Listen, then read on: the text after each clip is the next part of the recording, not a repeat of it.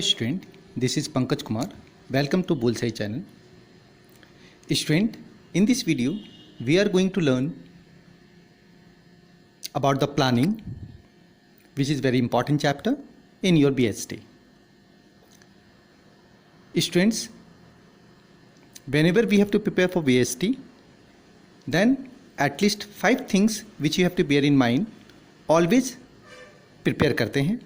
वो इस प्रकार से है, किसी भी चैप्टर को स्टार्ट करोगे student, then at first definition, features, importance, their types and limitations, sometimes distinguish between. ये जो 4 और 5 टर्म्स हैं, किसी भी चैप्टर में अगर आप उसके definition, features, types, importance, limitations as well as distinguish between को पढ़ लेते हो तो वो चैप्टर इजीली आपको अंडरस्टैंड हो जाएगा और उससे रिलेटेड क्वेश्चन आंसर आप आराम से कर सकते हो. So let's start this video. Start करते हैं. वीडियो के अंत तक बने रहिए. Listen my words carefully. Of course you can understand each and every important facts of this chapter planning. Student, planning क्या है कि ये बिजनेस मैनेजमेंट का सबसे पहला स्टेप होता है, यानी beginning step. It makes the objective of an organisation, जो एक क्लियर एंड स्पेसिफिक ऑब्जेक्टिव्स को फुलफिल करने के लिए पहले ही डिटरमाइन किया जाता है. प्लानिंग जो है वो फाउंडेशन है मैनेजमेंट का, क्योंकि प्लानिंग करने के बाद ही उसके फ्यूचर कोर्स को, फ्यूचर ऑब्जेक्टिव्स को फुलफिल करने के लिए हम लोग स्टार्टअप करते हैं. देन कहीं जाकर उसका पर्पस फुलफिल होता है, जो गोल है वो अचीव होता है. So planning involves decisions and working out layout, the details of an intended and according with the anticipate future. जो हम लोग पहले से प्लानिंग में एंटिसिपेशन करते हैं, यानी पहले से एक सकारात्मक सोच बनाकर रखते हैं कि ऐसा और इस तरीके से काम करके हम लोग अपने ऑर्गेनाइजेशन गोल को अचीव कर सकते हैं.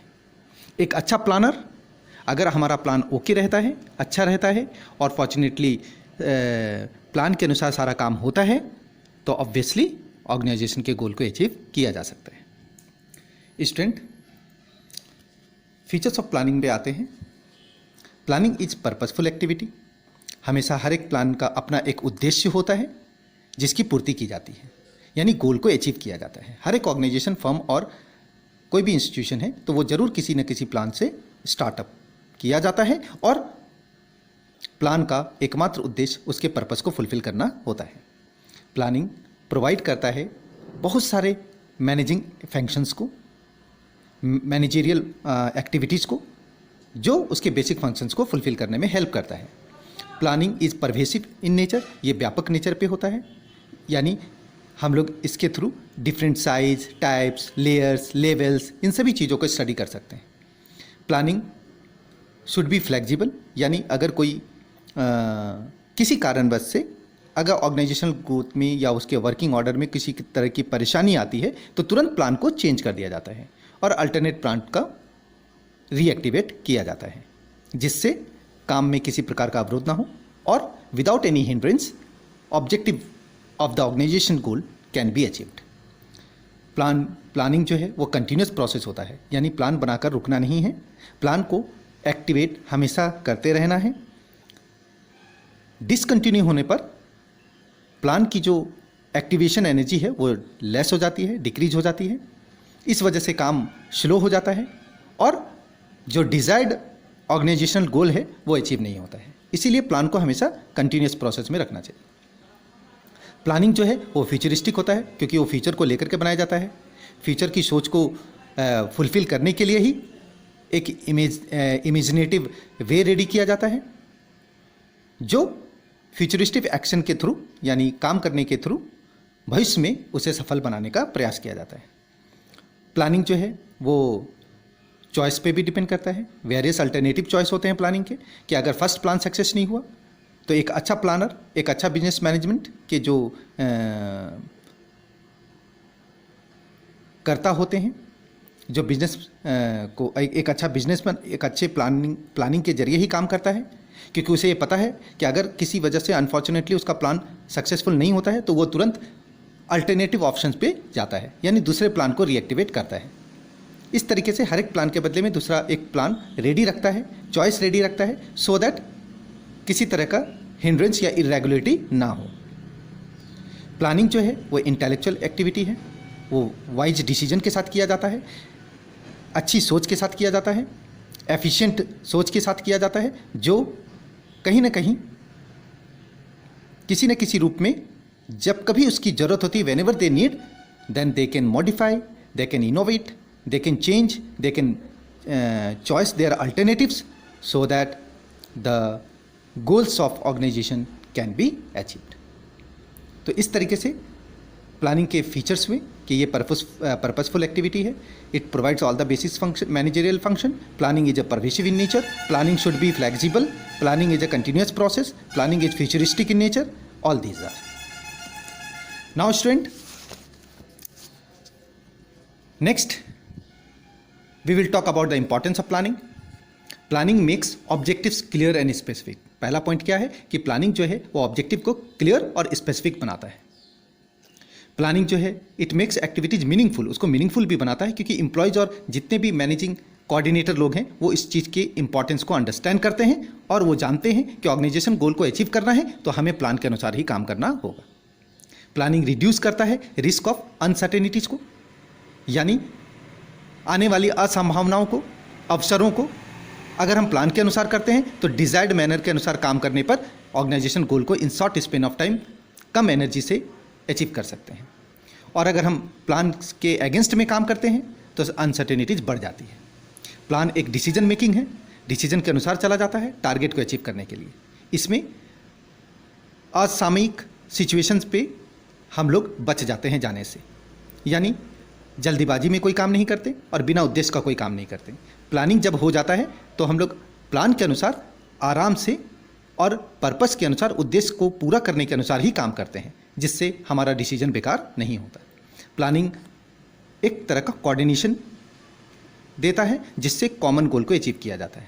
प्लानिंग प्रमोट करता है क्रिएटिविटी को, ये हमेशा एक्सुलेट करते रहता है कि हमें आज इस प्लान पे काम करना है, हमारा प्लान ये है और हमें इस तरह से बिजनेस को आगे बढ़ाना है.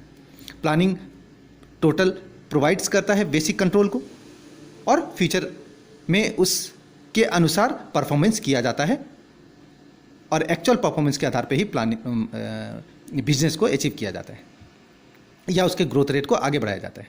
प्लानिंग लीड्स, और प्लानिंग हमेशा as I told you little earlier कि एफिशिएंसी और इकोनॉमिकल होती है. इसमें time, money, energy, man power, resources सभी का सही तरीके से यूटिलाइजेशन होता है. और अगर विदाउट प्लान होकर के कोई बिजनेसमैन काम करता है तो ये सारी चीज़ें मिसयूज हो जाती हैं और उनका प्लान अनसक्सेसफुल हो जाता है. तो ये था इंपॉर्टेंस ऑफ प्लानिंग स्टूडेंट.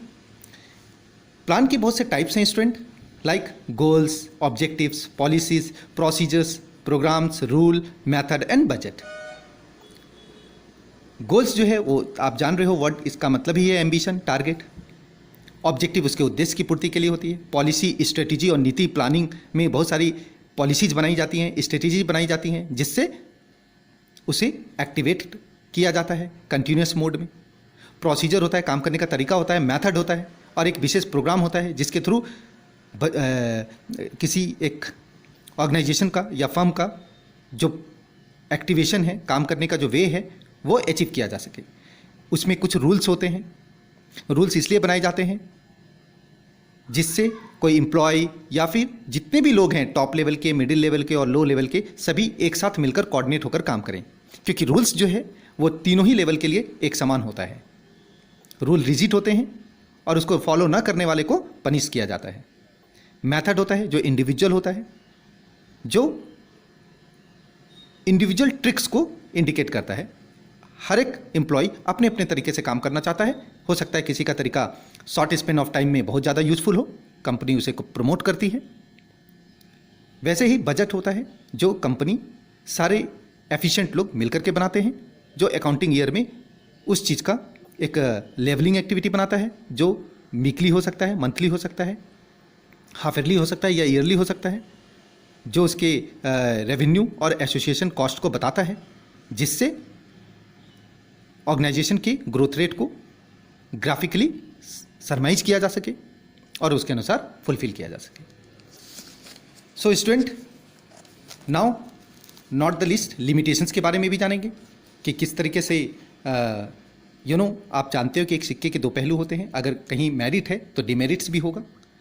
जैसे प्लानिंग के भी कुछ लिमिटेशंस है, डिमेरिट्स हैं।